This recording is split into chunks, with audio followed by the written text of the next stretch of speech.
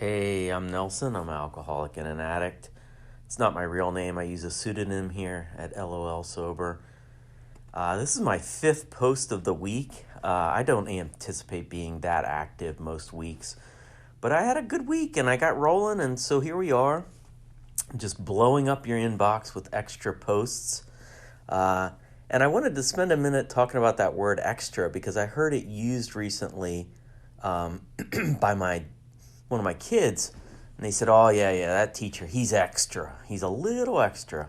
And I said, "Hey, what does that mean?" And so she kind of explained to me how the youngins, they use that word when somebody's a little over the top, like a little much to handle. And then she said, for instance, Dad, you can be a little extra. I was like, what? No way. Me? Like, I'm always a picture of serenity, right? But in all seriousness, I can be extra. That didn't end when I put down the drugs and alcohol. I'm talking about those moments when a little thing happens that's not great and I turn it into a big thing, or somebody offers some constructive criticism and I just turn it out into like an all-out assault on me as a human and my worth, and bliss blowing things out of proportion. The good news is I've gotten a lot better, and I continue to get better when it comes to my ability to be just sort of calm and measured. And I did a thing one time early in recovery where I came up with three things I always wanted to be. I think it's a really good exercise. Like, what are the traits I want? And then I just kind of go through them in my head over and over again. And so for me, I picked patient, calm, and nice.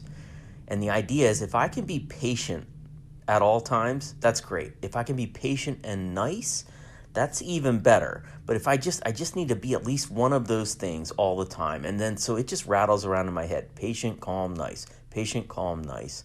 And it helped. Most of the time I'm a pretty steady person to be around, and I didn't used to be. So I'm proud of that. That's growth. I think like when I was 30 years old with no recovery time, I was someone that in any sort of like adult situation, you just didn't want me involved. I made things worse. I was a big drunk kid. And in my sober time, I don't have many occasions I can recall where I was screaming at people, flying off the handle, slamming doors. Like that stuff just doesn't happen very often. And so that's a gift I'm grateful for. And that's the thing about recovery is as long as I'm getting better, even if it's just a little bit, like 1% better, that's progress and it's momentum, and it's cool to get that going and then keep it rolling. I would say the biggest hurdle I hit these days is when I am around other extra people, people who are extra. And when I am, my goal was to be patient, calm, and nice. As I said, if somebody wants to blow their stack about something, I can usually just listen and be of service that way. Sometimes being of service is just listening, right? But it happens enough where they bring their extra to the party and I bring mine. I add it to the extra pile, and that's not where I want to be.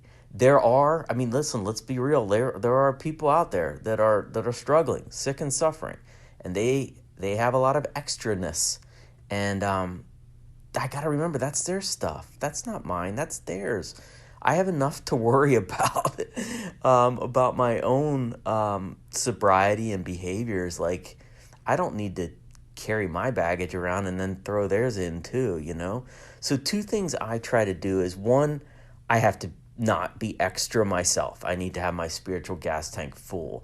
That means meetings. It means literature, meditation every day. And I'll tell you, whenever I have any sort of difficult day, even like just a little bit of a tough day, I try to make 3 calls to people. And I usually always aim for people who are serene people themselves, and they let things roll off their backs. And I try to latch onto that. Because I find the whole extra thing is, I'm describing to you that it's an infectious disease that jumps from one person to me, and there's no reason that serenity can't be that way too. So 3 calls to people who have what I want, that usually does the trick. And then the other thing that I find very helpful on days where there's a lot of extra being thrown my way is I just try not to talk very much. Like, I seriously just shut the bleep up and listen. And on days like that, I always try to remember to only offer opinions and thoughts. If someone asks me for my opinion, I've done this thing a few times with people in recovery where we challenge ourselves to only give opinions and suggestions when someone says, hey, what do you think?